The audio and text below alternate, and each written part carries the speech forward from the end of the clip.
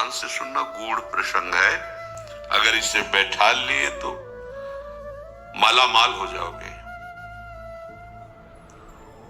जो नाम अपनी इच्छा से जपा जाता है, सत्संग सुन करके, शास्त्र स्वाध्याय करके, उस नाम को जपते जपते हम पर नाम की कृपा होती है, तब हमें सद्गुरुदेव की प्राप्ति होती है। और जब गुरु प्रदत्त नाम होता है, वो शबीज नाम होता है। गुरु के श्रीमुख से निकला हुआ जो नाम है, जब हम विधि पूर्वक गुरु आज्ञा में रह करके उस नाम का जप करते हैं, गुरु आज्ञा में रह करके, तब उसके अंदर नाम की शक्ति जागृत होती है। नाम की शक्ति जागृत में प्रभाव सद्गुरुदेव का होता है। ध्यान दीजिए, अगर आप स्वेच्छा से नाम जप कर रहे हैं, वो मंगल भवन नाम है, आपका मंगल करेगा, आपके दुर्गति का, पाप का नाश करेगा, आपको सद्गुरु की प्राप्ति कराएगा, वो व्यर्थ नहीं जाएगा। पर उससे दिव्य लीला में आप प्रवेश पा जाएं, असंभव। वो मार्ग ही है। जब सद्गुरुदेव भगवान नाम प्रदान करते हैं और हम उनकी आज्ञा में रहकर नाम जप करते हैं, तो गुरुदेव की शक्ति के प्रभाव से हमारे हृदय में अधिकार बनने लगता है बीज मंत्र प्राप्त करने का। बड़ा सुंदर क्रम है।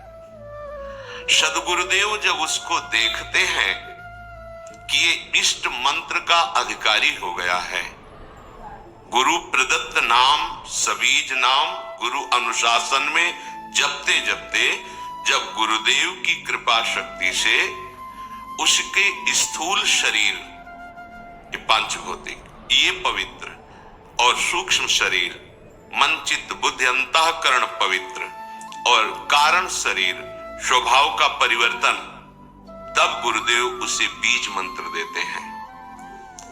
बीज मंत्र ये विशुद्ध भावदेह की प्राप्ति कराता है। बीज मंत्र के क्रम विकास से उसमें दिव्यता का प्रादुर्भाव होता है। क्रम विकास से आप कितना अधिक मंत्र में तन्मय हो रहे हैं, कितना अनुशासन से युक्त हैं, कितनी पवित्रता का निर्वाह कर रहे हैं, कितनी आपके अंदर एकाग्रता है, कितनी देर मंत्र में टिकते हैं, उसके अनुसार देह एवं मन की सारी मलिनता दूर हो जाती है और बीज मंत्र से सिद्ध स्वरूप का उदय होता है। उस उपासक के हृदय में भाव दे, जिसे कहते हैं।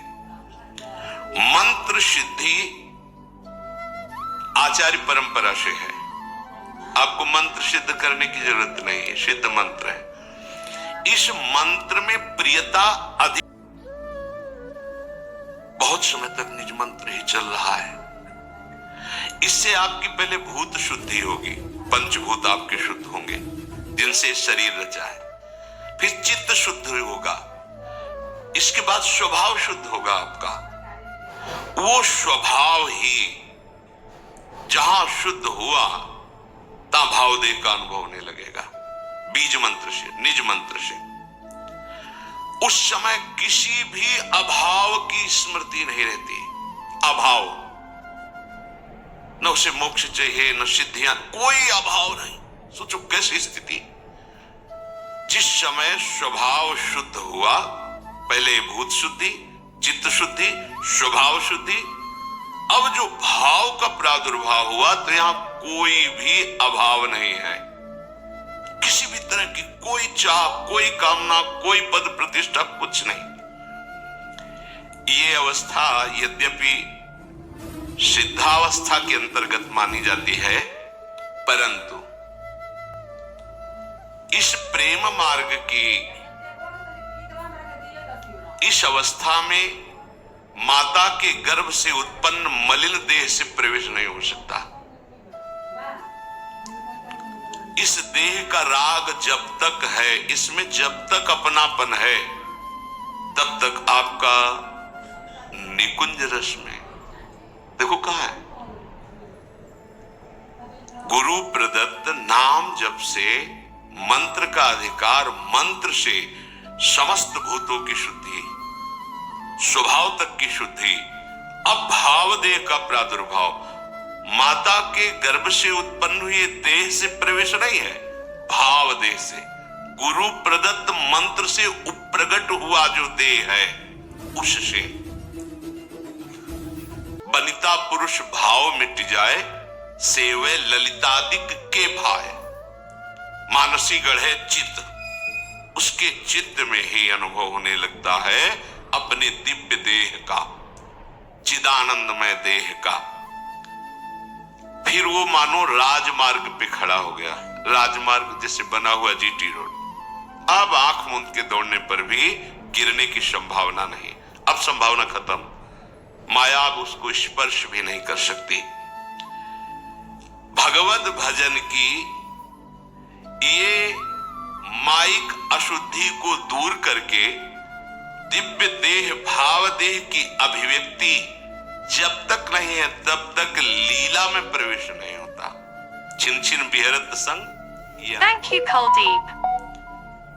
अब भाव देह में जो सेवा होती है, जो सुमिरन होता है, जो भजन होता है, वो है भजन।